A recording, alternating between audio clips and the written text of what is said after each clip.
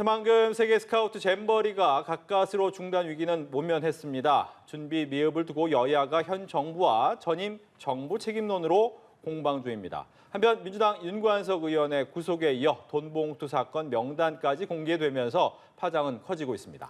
네, 정치권 소식 두 분과 짚어봅니다. 허성우 전 대통령실 국민제안 비서관, 한민수 더불어민주당 대변인 나와 계십니다. 어서 오세요. 안녕하십니까. 안녕하십니까. 네, 어서 오십시오.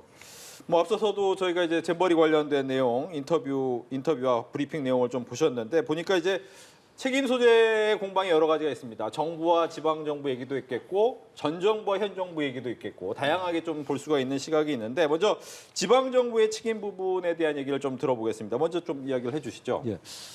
원래 이제 이 잼버리 대회는 사실 청소년 문화 축제거든요. 예. 근데 사실 과거에 이제 우리가 이제 제17회 이제 세계 잼버리 대회를 고성에서 한 적이 있습니다. 그때는 상당히 아주 성공적으로 잘 마무리했습니다. 근데 그때는 준비도 상당히 철저했고 그 당시에 저도 이제 지원 요원으로 제가 간 적이 있어서 네. 당시 현장을 잘 봤었는데 이번 같은 경우는 사실 그 새만금에서 이 유치하는 과정에 있어서 상당히 지금 처음부터 새만금에 유치하면서 장소 문제에 대해서 상당히 논란의 여지가 있었던 건 사실이에요.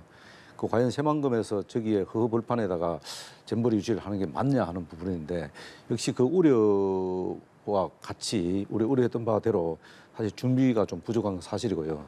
그러나 어쨌든 이것을 이제 사실 중앙정부는 지원하는 개념이고 그 당시 이제 세계 잼버리 강원도 대회도 마찬가지입니다. 그 당시 지원하는 입장이고 그리고 지방 정부는 이게 좀 실질적으로 행정을 집행하는 기관이기 때문에 네. 지방 정부에서 이것을 사실 도맡아서 해야 됩니다. 그리고 예산 집행 권한도 사실 지방 정부에 갖고 있기 때문에 그래서 이것을 여야가 뭐 여러 가지 과거에도 이 지금 허벌판에서 이걸 하게 되면 어떻게 안전장치를 마련할까 이런 국회에서도 상당히 논란의 여지가 있었습니다. 그런데 그 당시에 이제 지금 전북 지사분들은 뭐 거기에 뭐 나무를 심어서 쾌적한 잼버리 대회를 이루도록 만전을 기하겠다 이렇게 했는데 사실은 가보면 지금까지 한 6년 동안 준비한 게 거의 다 나타나지 않았거든요. 이런 부분들 볼 때는 분명히 이제 지방 정부의 책임은 어느 정도 상당 부분 있지 않겠나 저는 뭐 그렇게 봅니다. 1차적으로 지방 정부의 책임은 그렇죠. 한번 봐야 될 것이다. 지금 단계에서 우리가 중앙정부, 지방정부 책임이랄지 또 얘기를 나누겠습니다만 여야 간에 저는 뭐 탓을 공방한다든지 전임 정부 얘기하는 거는 좀 바람직하지 않은 것 같습니다. 예. 지금 그럴 단계는 아니고요. 그리고 그렇게 탓하기 시작하면은 역시 국민들로부터 많은 지탄을 받을 수밖에 없다는 생각이 듭니다. 지금 그렇게 따지면은 지방 정부라 하면 전라북도를 얘기하는 것 같은데 만약에 전라북도가 단체장이 전라북도 지사가 국민의힘 소속이었다면 지금 여권에서 이런 얘기 나오지 않았을 겁니다. 민주당 소속이니까 나오는 것 같은데요. 대단히 바람직하지 않고 왜냐하면 지금 이게 5분의 이제 공동 조직위원장이 있는데요. 좀 전에도 우리가 화면에서 봤습니다마는 여가부 장관, 행안부 장관, 문체부 장관, 현 윤석열 정부의 장관 3명이 공동 조직위원장입니다. 집행위원장이 전라북도 지사죠. 이렇게 한 4만 명이 넘는 정말 전 세계의 특히나 미래 세대입니다. 중학교, 고등학생들 미래 세대인데 이분들한테 이 젊은 분들한테 대한민국의 문화를 알리고 정말 진짜로 전부 다 K-팝과 한류가 좋아가지고 이렇게 오신 분들인데 오고 참가한 사람들이 상당수일 텐데 우리 국격을 높일 수 있는 기회를 지금 그렇지 못하게 아직은 좀 기간이 남아서 정부에서 서둘러서 지금 보완책을 마련하고 있습니다만은 그런 상황에서 중앙정부가 지방정부가 제대로 준비 못했다 이런 얘기하는 건 맞지 않습니다. 예. 단적인 예로 전라북도에서 지난 6월 초에 약 100억 원에 가까운 정확히는 한 93억 원 정도 되는 것 같습니다. 네. 당시에 이제 폭염과 7, 8월에 폭우가 예상이 되니까 여성가족부에다가 중앙정부에다가 예산 지원을 긴급하게 요청했다는 사실이 보도를 통해 나타나고 있습니다. 그때 거부를 했어요. 중앙정부 예산을 들어주지 않았습니다. 그러고 난 다음에 지금 온열 환자가 늘어나고 지금 이제 문제가 생기니까 100억 원을 긴급 지원했거든요. 이거 일각에서는 뒷북 지원이라고 질타받고 있지 않습니까? 예. 그러니까 저는 이 행사가 끝나고 책임 소재와 어떻게 다뤄졌는지 그건 추궁하고 따져볼 문제입니다만 지금 이 상관에서 여권 내부에서 무슨 지방의 정부의 문제 탓 이런 것은 결코 바람직하지 않다 이런 생각합니다. 네, 이 중앙정부와 지방정부, 여야를 현재 지금 탓하는 게 핵심은 아니라고 말씀해 주셨는데 지금 이 문제가 정쟁으로도 번지는 모습입니다. 여당은 잼버리를 유치한 문재인 정부에 부실하게 준비했다라고 한 반면 야당은 잼버리 이 장소 확정은 박근혜 정부가 했고 또 윤석열 정부의 안일한 대응 탓에 이렇게 문제가 벌어지고 있다라고 말을 하고 있는데요. 그런데 이게 이렇게 정권별 책임 소재를 가릴 수 있는 문제라고 보십니까? 먼저 질문 드리겠습니다. 사실 뭐 우리 대변인께서도 말씀하셨습니다만은 이 잼버리 이 자체를 문제점의 자체를 갖고 정쟁화 삼는 것은 바람직하지 예. 않습니다. 왜냐하면 이건 지금 남아있는 10일 날 이제 폐막을 하는데 이때 지금 남아있는 기간 동안 우리 여야가 힘을 합쳐서 어떻게든 이 지금 세계적인 대회를 마무리하는 게 예, 급선무입니다. 맞습니다. 근데 지금 이거는 이제 정쟁화 삼을 필요도 없고 해서도 안 되는데 다만 이제 굳이 이제 얘기한다면은 사실은 그 문재인 정부 때도 이건 뭐 잼버리 대회에 관심이 돼도 대대적으로 5년 동안 홍보한 거는 사실입니다.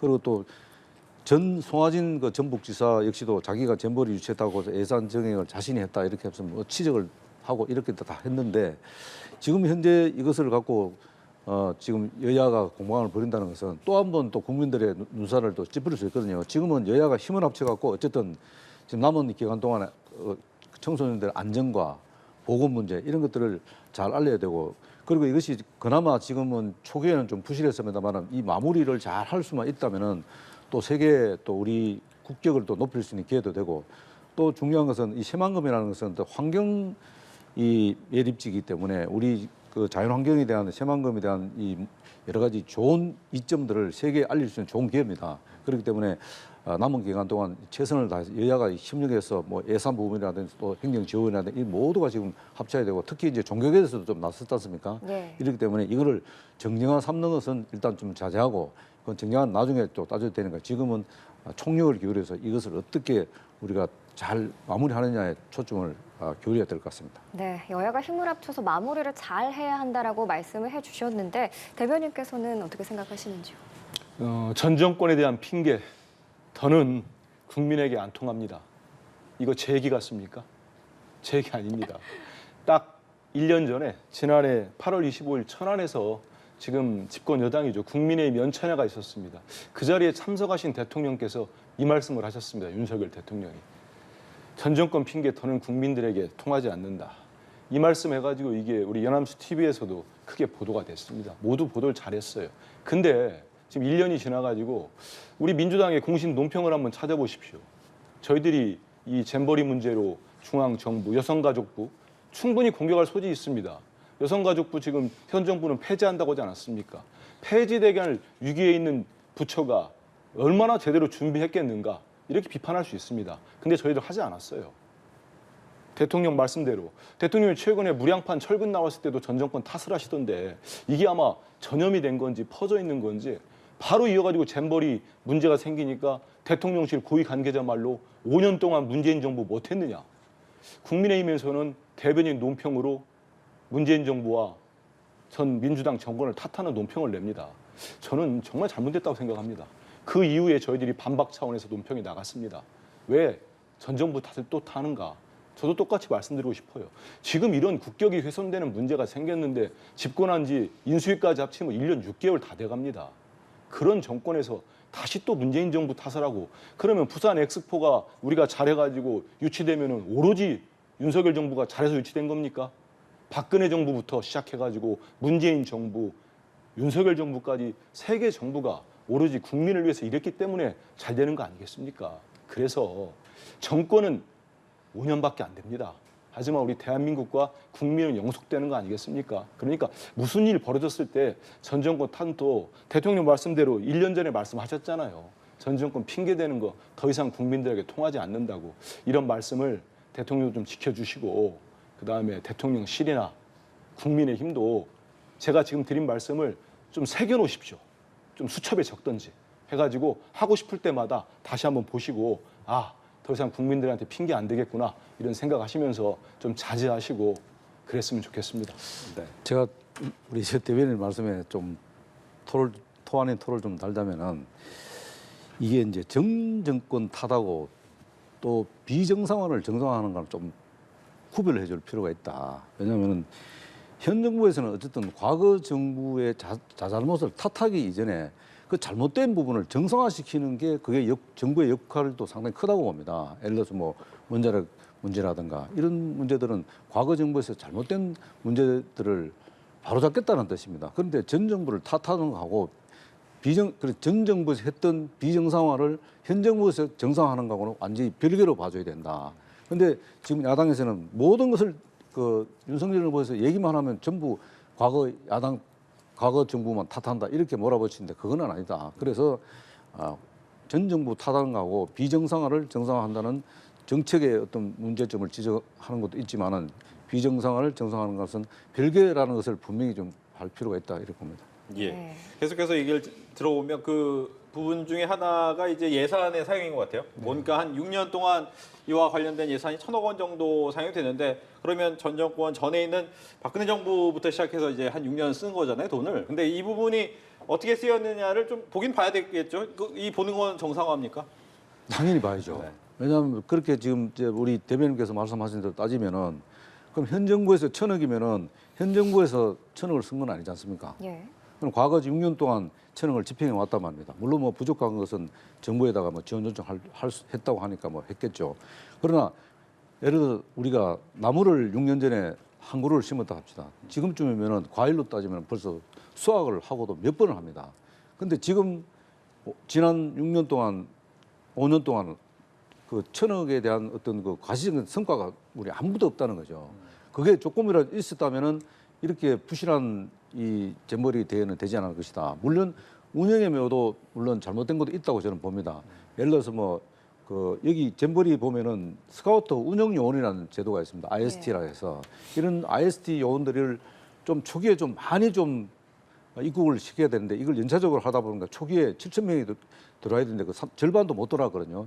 이런 운영의 묘도 있다. 이 운영묘를 제가 왜 지적을 하냐면 여기도 예산이 집행 이미 벌써 기되고 집행이 되는 부분들입니다. 그렇다면은 이런 운영의 묘조차도 일단 지방 정부에서 좀 철저하게 관리를 했다면은 이런 안전 문제라든가 위생 문제나 이런 것들도 이 지원 스카우트 운영 요원들이 있기 때문에 그들의 어떤 의견을 들어서 빨리 실천할 수 있는데 이런 부분들도 같이 함께 얘기를 하다 보니까 결국은 이제 1,000억이라는 엄청난 이 국가 예산을 쏟았는데도 이렇게 국격이 참 좀 손상가는 이런 일들이 벌어지니까 안타까울 따름이죠. 그러나 어쨌든 국가 예산이 1,000억이나 투입되기 때문에 이 부분도 아마 잼버리가 끝나면은 한 번 정도는 짚어봐야 된다. 그래서 여야가 머리 맞대서 이 부분은 어떻게 예산이 집행되는지 이 부분은 따져볼 필요가 있다고 봅니다. 저는. 네. 1,000억의 예산을 살펴보는 것 정상화로 봐야 됩니까? 그 정권이 바뀌었기 때문에 정권이 특히 뭐 정권 교체가 된 거 아닙니까? 정권이 승계된 것도 아니고 정책의 노선과 방향을 달리하는 거 그거를 누가 뭐라고 하겠습니까? 우리 국민들 선택한 국민들의 지지한 국민들에 따라서 정책을 펴는 거를 반대하는 사람이 어디 있겠습니까? 다만 지금 제가 1년 전 대통령 말씀도 다시 한번 복기를 시켜드렸는데 현 정부는 조금 심하긴 합니다. 남 탓에 대한 것들이. 그래서 좀 자제하시기를 정말 부탁드리고 국민들이 별로 좋아하지 않으실 것 같아서 뭐 민주당 대변인 저야 정말 싫지만 다른 분도 많이 싫어할 것 같아요. 너무 남 탓을 하는 거. 아니 그러려면 왜 집권을 했습니까? 집권한 정부 여당은 모든 정책의 최종 책임자라는 거 이걸 다시 한번 상기시켜 드리고요. 그리고 1,000억 부분이 있는데 그렇습니다. 예산이 뭐 1,000억이 들어갔고 아까 제가 말씀드린 대로 6월 초에 전북도에서 93억 원, 100억 정도의 이제 그 폭염과 수해 대책 진급 예산을 지원해 달라고 했는데 그게 잘 되지 않은 부분들 이런 부분들도 꼼꼼히 봐야 되겠죠. 일단 12일까지 세계 잼버리 대회가 끝난 다음에 여러 가지 부분들을 꼭 그걸 책임과 추궁과 뭐 책임 소재를 묻겠다는 그런 측면도 중요하지만 앞으로 우리가 국제 행사를 여러 가지 또 행사를 유치하지 않겠습니까? 그런 부분들에 대해 반면 교사를 삼기 위해서라도 분명히 여러 가지 문제를 따져봐야 됩니다. 저는 그 중에 하나가 우리가 지금 많은 영상이 돌고 있어가지고 많은 국민들이 보셨을 것 같은데 지난해 6월 그리고 지난해 8월이군요. 8월, 10월 계속해서 국회에서 그 새만금이 있는 지역구 의원인 민주당의 이원택 의원이 주무부처 장관인 이 여가부 장관을 상대로 질의를 계속합니다. 아마 보셨을 겁니다. 우리 앵커 두 분께서도. 거기 보면 이원택 의원이 지금하고 똑같아요.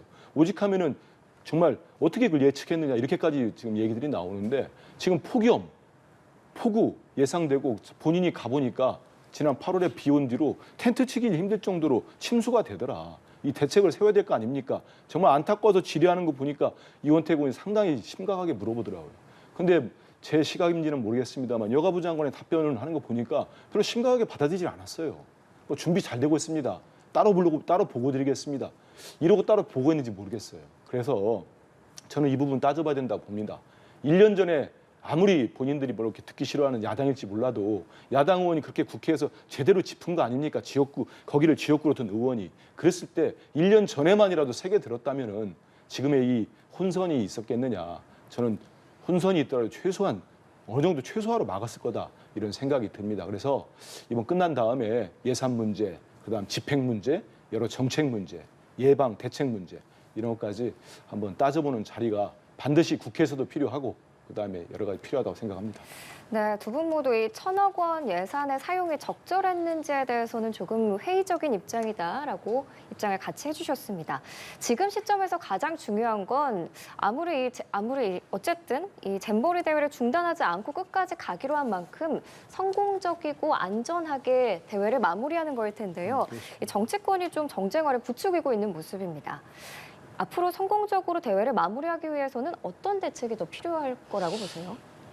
지금은 어쨌든 윤석열 대통령께서도 지금 이런 사태를 심각성을 알았기 때문에 지금 이 부분에 대해서 한국의 뭐 산업하고 문화, 역사 자산을 볼 수 있는 문화 프로그램을 즉시 만들어서 투입하라는 이런 말씀도 하셨고 또 특히 이제 관광 프로그램을 신청하는 스카우트들은 학생들은 즉시 실시하라고 지시도 하셨지 않습니까? 했기 때문에 이제는 이제 이게 지방 정부에서 이제 이걸 그냥 맡겨서 하기보다는 일단 중앙 정부에서 주도적으로 이 역할을 할 수밖에 없는 상황입니다. 이렇기 때문에 이제는 어쨌든 지금 아까 이상민 장관께서 지금 브리핑 내용을 보면은 초기보다는 지금 상당히 이제 안정되어 가고 있기 때문에 이 안정되어 있는 부분에 대해서는 어쨌든 가장 중요한 게 아까도 말씀드렸습니다만 보건하고 안전입니다. 그렇기 때문에 이 보건 안전에 최선을 다해서 어쨌든 뭐 총리께서도 직접 지금 나서시고 하셨으니까 일단 여야 정쟁은 접고 그리고 일단 국가 차원에서 이것을 지금 마무리 잘 할 수 있는 방안들을 아마 머리를 맞대서 최선을 다하는 것이 바람직하지 않겠나 그렇게 생각합니다. 네, 어떻게 보십니까? 저는 이제 저도 예전에 중학교 때 보이스카웃을 하면서 그 당시에는 이제 무주구촌동에서 아시아 태평양 잼버리가 있었습니다. 거기는 이렇게 뭐 그렇게 덥지는 않았어요. 왜냐하면 산이고 계곡이 있었기 때문에 그늘이 있었거든요. 근데 뭐 고생스럽긴 하더라고요. 지금 근데 나름 잼버리에는 잼버리에 필요한 어떤 정신이 있고 보이스카우트에게는 이번 행사의 취지에 맞는 행사가 있을 겁니다. 정부에서 좀 전에 대책을 내놨는데 다만 이제 잘 대책이 운영되는 게 중요합니다. 대책을 발표하고 또 집행이 안 되면 그 또한 또 망신을 살 수 있기 때문에 자집행을 하고 다만 집행을 할 때 이 관광 이런 연계되는 프로그램들이 그래도 이 세계 잼버리 대회의 취지와 어떤 운영 목적에 맞는 걸로 당연히 이렇게 준비했겠습니다만 높아심에서 말씀드리면 그런 프로그램이 운영되는 게 맞다 이런 말씀드리고 지금 미국과 영국의 스카우트들이 다 빠졌습니다만 대원들이 빠졌는데 다른 여전히 많이 있는 우리 세계 각국의 스카우트 대원들이 지금이라도 만족해서 돌아갔을 때 우리 대한민국 역시 한국이 처음에는 우리가 좀 힘들었지만 나중에 갈수록 정말 내 생에 남을 추억이 됐다. 아주 보람된 잼버리 행사했다는 게 될 수 있도록 모두 노력할 필요가 있고요. 그건 뭐 정부가 중앙이든 지방이든 모두 최선을 다해주길 바라고 그 정쟁하는데 솔직히 저희 민주당이 이 부분에 대해서 어떤 보도까지 나왔어요. 민주당이 너무 조용하다고. 저희들은 이 행사가 잘 되기를 바라고 있었습니다. 그리고 이제 대통령실과 여당의 터무니없는 민주당 탓 공세에 대해서 반박 차원의 논평이 나갔는데요. 정쟁화시키는 거는 어느 쪽인지 우리 국민들이 보실 겁니다. 그러니까 이런 국가적 행사를 놓고 책임진 집권 여당은 집권 여당에 걸맞는 행위나 행동을 해주시기를 다시 한번 촉구드립니다. 네, 다음 주제로 넘어가겠습니다. 묻지마 흉기 난동 사건 때문에 많은 시민들이 불안해하고 있습니다. 관련해서 이제 사업 체계를 조금 더 변화시켜야 될 필요가 있다라는 이야기가 나오고 있는데 여야의 입장이 뭐 같은 듯하면서도 약간의 미묘한 차이는 있어 보입니다. 먼저 여당의 입장 들어볼까요? 뭐 기본적으로 이제 이 묻지마 테러에 대해서는 뭐 여야가 따로 없다고 봅니다. 대책에 대해서는 다만 이제 이 사회적 불만과 관련해서 묻지마 테러 관련해서는 지금 이 법 개정만 해서 되겠냐 하는 부분들이 있거든요. 근데 법 개정도 중요하지만 이 사회 안전망 구축도 같이 병행해서 할 필요가 있다. 네. 그래서 뭐 경찰 같은 경우는 지금 뭐 실질적 지금 테러 수준으로 해서 지금 보안을 지금 경계를 강화하고 있지 않습니까? 그렇기 때문에 이런 그 모방 범죄에 따르는 이런 그 2차 가해 이런 부분들도 사전에 예방할 수 있는 안전장치를 마련해서 이런 법 개정도 동시에 이루어져야 된다. 그래서 여야가 이 부분에 대해서는 뭐 크게 큰 차이 없이 그 법 개정이 이루어지지 않겠나 그래 봅니다. 저는. 네, 법 개정에 큰 차이는 없을 것이다. 일단 그 이런 강력 흉악 범죄가 터지면 네. 약간 강성 보수 성향 쪽에서는 요즘 또 유력한 정치인도 말씀을 하시던데 사형제, 뭐 사형을 우리가 집행해야 되는 거 아니나 하는데 우리나라가 뭐 공식적으로 사형제를 폐지하지는 않은 걸로 제가 알고 있습니다. 네. 근데 이제 97년인가요? 김영삼 정부 때 마지막으로 집행한 뒤로 되지 않았기 때문에 예. 사실상 국제사회에서는 우리 대한민국이 사형제를 폐지한 국가로 분류를 하면서 국제사회에서 인정을 받고 있는 것 같습니다. 저는 이럴 때 사형을 집행하자는 주장에는 선뜻 동의하지는 않습니다. 왜냐하면은 우리가 과거 이제 뭐 군사 독재 시대를 거쳤습니다만은 여러 가지 이제 전문가들 얘기 들어보면은 사형 집행을 한다는 사형제와 사형제를 유지하는 국가와 범죄율, 범죄 감소율이랄까요? 이런 것들이 꼭 상관관계가 있지는 않다고들 얘기를 합니다. 그렇기 때문에 뭐 범죄를 예방하는 효과가 크지 않다는 얘기들이 있어서 거기에다가 이제 우리 대한민국이 지금의 국격과 이제 국가적 수준, OECD 내에 차지하는 위치 이런 거 볼 때 우리가 당장 사형을 집행한다고 할 때 그 여러 국제사회에서 미치는 좋지 않은 영향이 상당히 있을 수가 있습니다.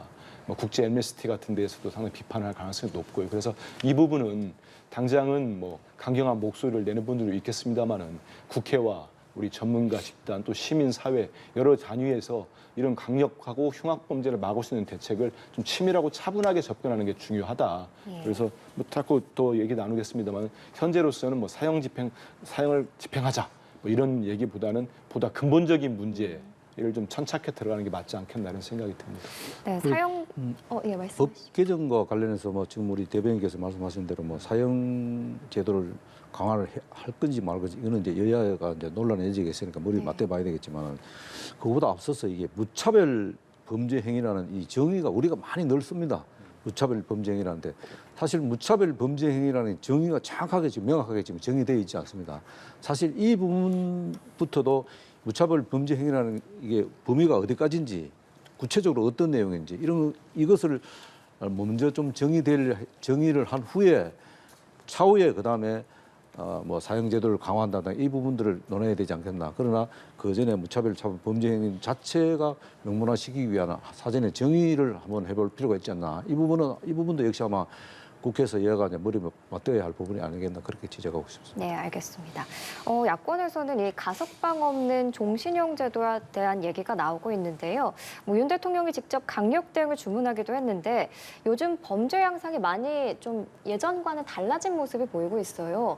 이 가석방 없는 종신형 제도가 과연 묻지마 범죄를 막는 데 실효성이 있을지 어떻게 보시나요?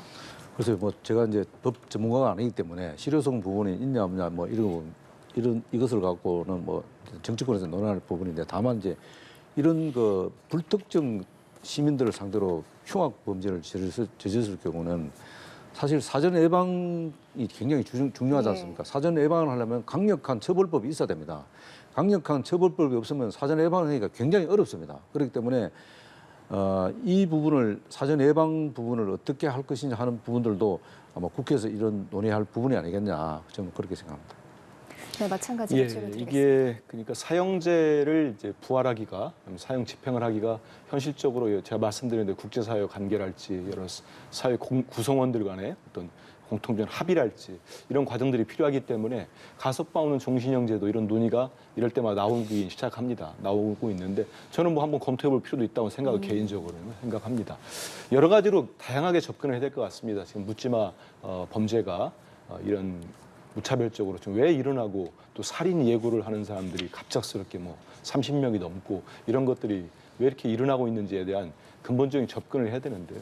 일단은 뭐 경찰력을 강화해서 치안을 예방하는 강화하는 거 분명히 중요합니다. 근데 그 근본적인 문제를 더 천착할 필요는 있을 것 같습니다.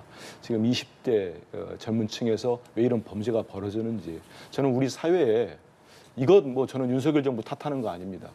역대 정부로부터 쭉 이어졌던 건데 양극화 문제가 상당히 심각해지고 있다는 생각이 듭니다. 그래서 우리 젊은 층들이 미래에 대한 두려움, 또 미래가 없다는 분노 이런 것들이 표출되는 거 아닌가 싶습니다. 그래서 이번 일을 우리가 또 단순간에 또 지나가고 나면 잊어버리는 뭐 폭염이 지나면 좀 낫지 않겠느냐 이렇게 안이하게 접근하지 말고 근본적인 대책을 세울 수 있도록 이런 문제야말로 국회와 시민사회 그다음에 정부 그다음에 전문가 집단 모두가 머리를 맞대고 왜 이런 범죄가 벌어지는지 어떻게 하면 또 근본적인 예방을 인권이 침해되지 않는 상태 내에서 침해하지 않는 범위 내에서 접근할 수 있는 건지 이런 것들을 좀 머리를 맞대고 좀 논의를 했으면 좋겠습니다. 네. 그리고 또 한 가지 이제 제가 좀 말씀드리고 싶은 건 이게 지금 인터넷에 이제 사실 협박글들이 많이 올라가지 않습니까? 이런 것들이 이제 결국은 이제 현실에서 이제 실행 단계로 넘어가게 되면은 이게 이제 시민들한테는 굉장히 그 공포감으로 엄습할 수밖에 없는 상황들입니다. 이렇기 때문에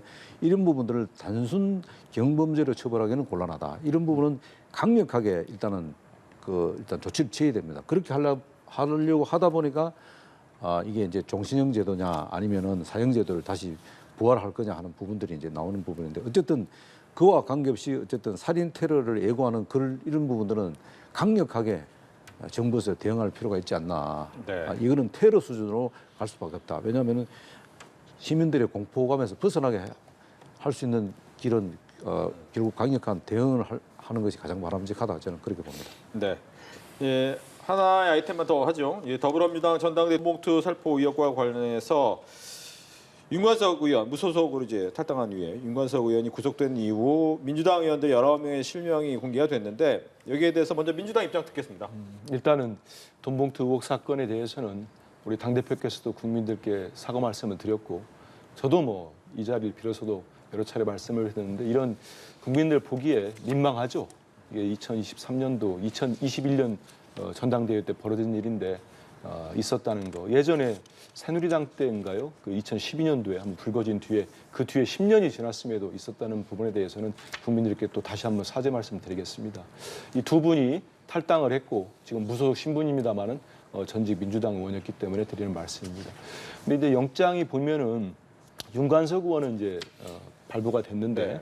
이성만 의원의 기각이 됐습니다. 그 보면은 이성만 의원께서는 이제 윤관석 의원은 주도적으로 이제 돈 봉투를 나눠줬다 이런 혐의를 아마 검찰이 주장했고 법원에서도 인정한 것 같습니다. 근데 이성만 의원 부분을 보면은 300만 원을 본인이 이제 받았다는 부분도 있어요. 그럼에도 불구하고 이렇게 기각된 거를 제가 말씀드리는 이유는 보도를 통해서 우리 민주당 의원 19명의 이름이 특정됐다. 뭐 제가 직접 접한 건 아니니까 이게 사실인지는 모르겠습니다. 근데 19명이 특정됐고 그 이름이 다 공개가 돼버렸습니다. 됐는데 공개된 의원들 입장에서는 모두 상당히 강경하게 부인을 하고 있습니다. 법적 대응을 하겠다. 받았다고 검찰이 주장하는 자리에 가지 않았다는 의원도 있고 그 회의에는 참석했더만 그 국회에서 있는 회의에서 무슨 돈봉투 300만 원씩을 박 쓸 수 있겠느냐 이렇게 부인하면서 법적 대응을 시사했기 때문에 검찰이 이제 그런 혐의를 이렇게 적용을 하려면 입증을 해야 될 겁니다. 그래서 의원들의 입장과 완전히 상충되기 때문에 그 부분은 이제 검찰의 수사 내용 이후에는 재판 과정을 봐야 될 것 같고요. 제가 이제 변호사들이나 특히 이제 국민의힘 쪽에 계시는 유사들한테도 물어봐도 일단 이 300만 원 이성만 의원 건도 그렇고 하기 때문에 300만 원을 수수했다는 의원들이 있더라 하더라도 그 의원들에게 구속영장까지 치기는 쉽지 않겠느냐 이런 말씀들을 하는 얘기를 들었습니다. 그래서 이 부분은 저는 그런 생각은 듭니다. 검찰이 잘 수사를 몇 달 동안 저희들은 이 사건에 대해서 당에서 논평낸 건 하나 있습니다. 뭐냐면 국민의힘에도 황보승희 의원이랄지 김연아 전 의원이랄지 태용 의원이랄지 앞서 말씀드린 두 분의 의원은 공천 헌금 의혹 사건입니다. 그리고 태영호 전 최고위원 지금 의원이죠. 국회의원은 그 시구 의원들이 그 쪼개기 후원을 했다는 의혹입니다. 만약에 이게 민주당 의원들에게 이런 혐의가 보도가 되고 혐의가 불거졌다면 검찰이 어떻게 했겠습니까? 그래서 저는 물론 범죄 혐의가 있으면 다 수사를 해야 됩니다. 그래서 민주당 의원들 수사하는 거에 대해서 제가 탓하거나 그러지 않습니다. 하지만 최소한 우리 국민들 보시기에 법이 공평하게 만인 앞에 같이 적용되고 있구나 이런 생각은 할 수 있도록 검찰이 좀 국민의힘 쪽에 대해서도 수사를 분발해 주기를 좀 촉구드립니다. 네. 국민의힘 입장까지 듣겠습니다. 전당대 지금 민주당 전당대 돈봉부 살포에 또 갑자기 또 여당 의원까지 또 물고 들어오고 이라는 게 이거 뭐 그야말로 이제 물타기 수준이라고 좀 볼 수밖에 없고요. 다만 이제 전당대 과정에서 돈 6천만 원이 살포된 거는 사실입니다. 6천만 원을 그럼 어떻게 살포를 했냐?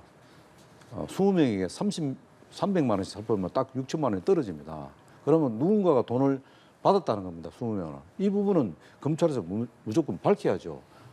그것을 밝히는 진실을 밝히는 부분인데 이것을 또 야당에서는 여당 의원들 지금 말씀하신 황보승 의원이나 뭐 태영호 의원 관련해서는 왜 수사를 하지 않냐 이렇게 물타기를 하는데 또 여당은 여당이고 야당은 야당이고 이렇게 해서 엄격한 법잣대를 들이대서 검찰이 언젠가는 또 수사를 하지 않겠습니까? 다만 지금은 더불어민주당의 전당대 돈봉투 살포와 관련돼서 이 6천만 원 행방을 찾는 데 주력을 하다 보니까 지금 되는 것이고 이것은 뭐 반드시 밝혀져야 할 부분이고 이런 부분이 지금 전당대회든 어떤 경우든 선거에 있어서 금품 살포는 안 된다는 것은 뭐 여야가 다 아는 사실이기 때문에 이 부분은 엄정하게 밝힐 필요가 있지 않겠나 그래 봅니다. 예, 알겠습니다. 지금까지 정치권 소식 두 분과 짚어봤습니다. 허성우 전 대통령실 국민제안비서관, 한민수 더불어민주당 대변인과 얘기 나눠봤습니다. 고맙습니다. 예, 감사합니다. 고맙습니다.